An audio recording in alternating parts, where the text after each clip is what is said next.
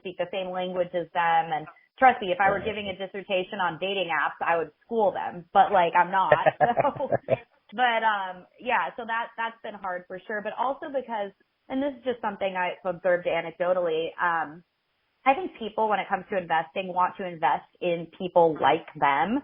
So, you know, if you've got like a table of guys who went to Ivy League schools and all played lacrosse there, and they see another guy who also went to an Ivy League school and played lacrosse, they're going to want to invest in that guy because they understand him. So like that isn't like bad in my opinion. It makes sense. That's just like how humans are. But, you know, is it kind of disheartening when it comes to being a woman in that space? Like, yeah, it can be. It's nice when you come across a female investor because she gets where you're coming from a little bit better usually. And then aside from that, I honestly just think it's a confidence thing. I don't, you know, I could talk for hours about this, about, you know, how women are raised and how boys are raised and, you know, the confidence that we have in different areas and all of that. I think thankfully that's, you know, that gap is closing a little bit, or a lot actually, when it comes to boys and girls. But, yeah, I mean, I haven't found it to be like a huge detractor for me, but it's definitely a factor. It's not something that I think about too much though. Right.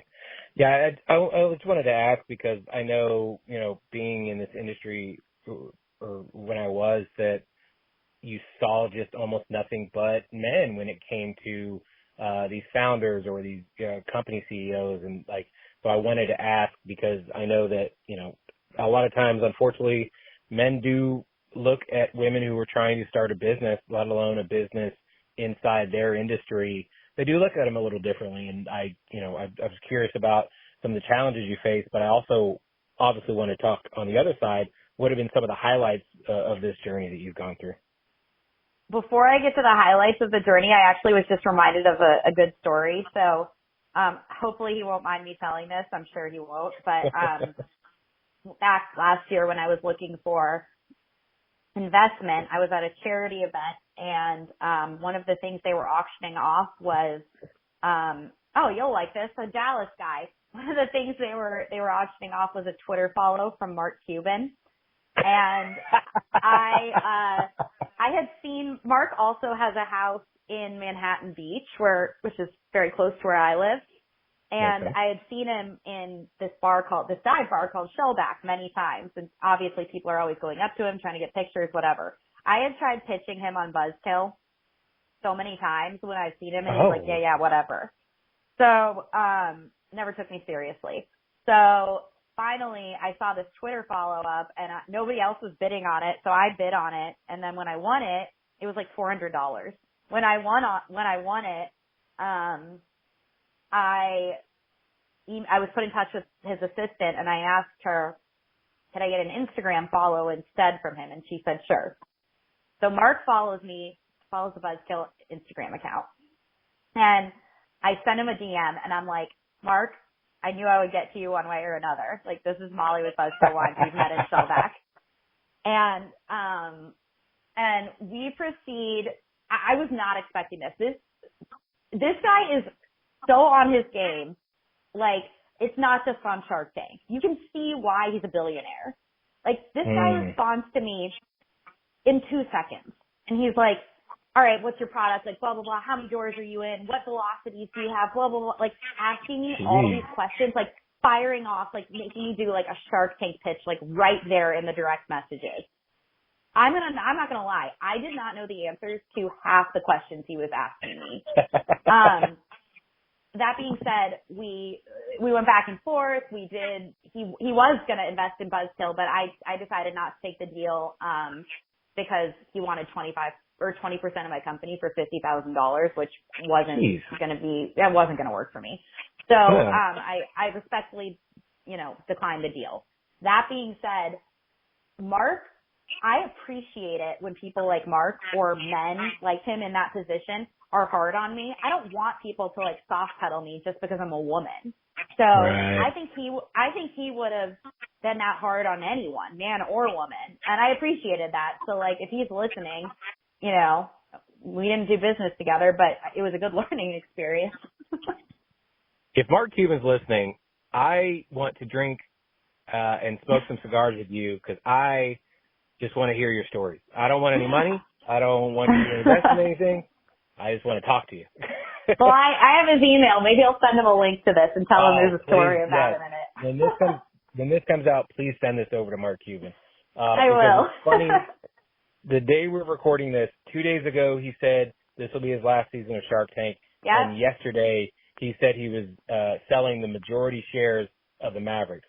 So it has been Mark Cuban week, and now we're talking about him today. So we're going to continue the Mark Cuban week. I don't know what's happening tomorrow or Friday, but we're going to be something Mark Cuban related. You know what? I think that now that he's selling his stake in the Mavericks and he's leaving Shark Tank, he has time to come on your podcast. That's what I'm saying. And he lives in the area, unless he's going to move also, which hopefully he doesn't, but, you know. I mean, he seems like a Dallas kind of guy. He does seem like a Dallas guy. I think he's enjoying it here. Maybe find, you know, I don't know. I haven't seen his house, so it's probably massive, but maybe he wants to downsize somewhere. People keep thinking he's going to run for president, which I don't know. Wow. I mean, he kind of toyed with it, I think, in 2016 and maybe 2020, but I don't. Well, damn, we better get him on your podcast before he runs for president and changes his email address. Exactly, because all of a sudden he's going to have, you know, his entourage is going to be much bigger and much beefier. So. Yeah, totally. Yeah, but I will say he was a cool dude. We never actually spoke on the phone. Everything was via email and direct message. But well, yeah, what a cool guy. He just looks like the coolest dude. But again, somebody you want to have a beer or his tequila with or something. Yeah, exactly. Or a Buzzkill. Maybe he'll change his mind and want to invest in Buzzkill again at a better deal for me. Yeah. So the company wasn't worth shit when I talked to him last time, so maybe he'll change his mind.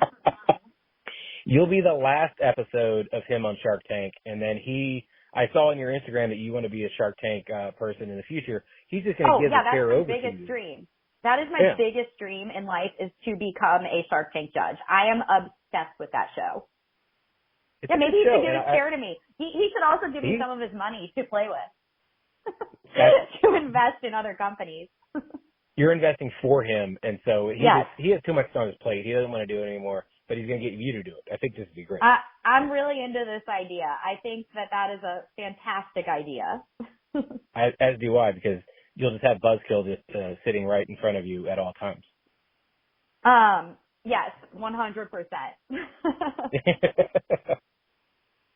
Now, totally. I mean, that seems to be one of the highlights of this journey, but are there other highlights that you've also had?